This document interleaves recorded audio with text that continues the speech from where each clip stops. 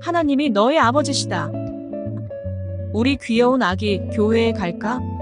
그러면 나는 쪼르르 달려가 어머니 손을 잡았습니다. 교회에 가는 일이 너무 좋아서였습니다.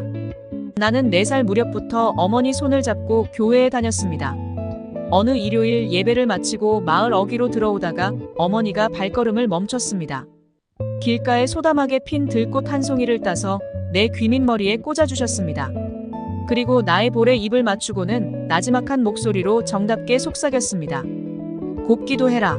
우리 주님의 귀한 따님. 어머니의 눈망울은 언제든 한결같았습니다. 애틋하기 그지없는 눈길은 마치 푸른 하늘을 딱 한 뼘 옮겨 담은 듯 맑고 깊었습니다. 그러나 영롱한 눈물 자국이 아롱져 있어 때로는 처연한 슬픔에 잠기게 했습니다.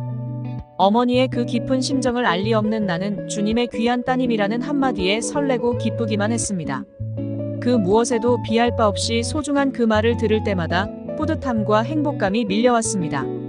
아직은 몹시도 어린 때였건만 어머니는 기도하듯 힘을 실어 주님의 귀한 따님이라고 나에게 말씀해 주시곤 했습니다.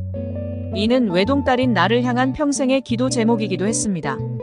그렇게 나는 하나님의 딸, 주님의 딸이라는 자긍심을 갖고 무럭무럭 자라났습니다.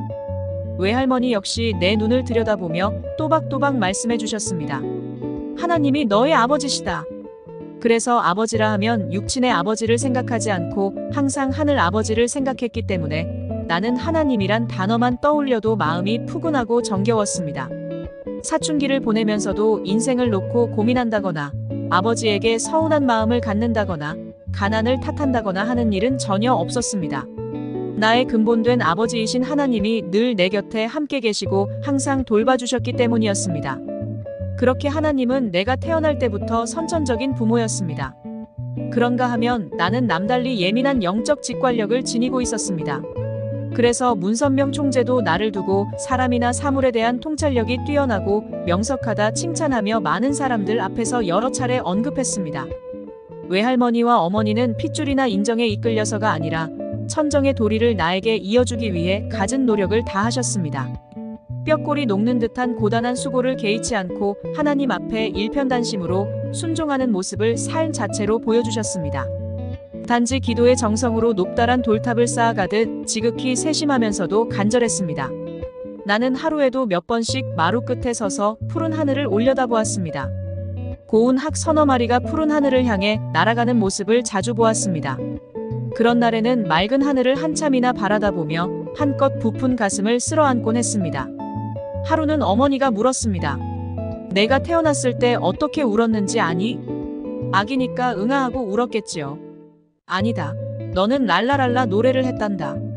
그래서 외할머니가 이 아이는 커서 음악가가 되려나 보다 하고 말씀하셨지. 나는 그것이 나의 앞날을 상징하는 것은 아닐까 싶어 마음속 깊이 새겨두었습니다. 그러나 내 어린 시절은 평탄치 않았습니다. 어머니가 출산 후 첫 미역국을 먹고 나를 안고 잠들었을 때 시커먼 뿔이 달린 사탄이 다가와 산천이 떠나갈 듯 호통을 쳤습니다. 이 아기를 그대로 두면 장차 세상이 위험해진다. 지금 이 아기를 없애야 한다. 그러면서 나를 해치려 했습니다. 어머니는 나를 꼭 껴안고 한거했습니다. 사탄아, 썩 물러가라. 이 딸이 하늘 앞에 얼마나 소중한 아이인데 내가 감히 해하려 하느냐. 꿈속 싸움은 격렬했습니다. 얼마나 크게 소리를 질렀던지 외할머니가 깜짝 놀라 어머니를 흔들어 깨웠습니다.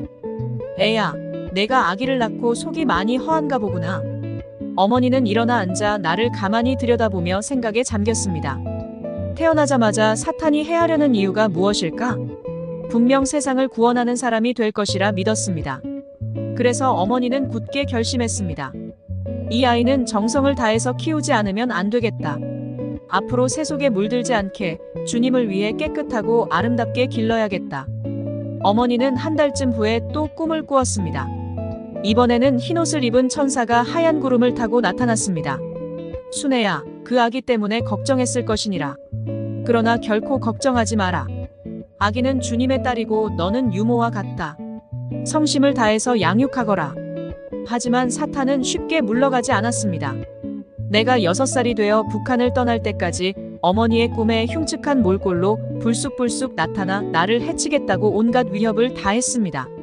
어머니는 나를 지키기 위해 꼬박 6년이나 싸웠습니다.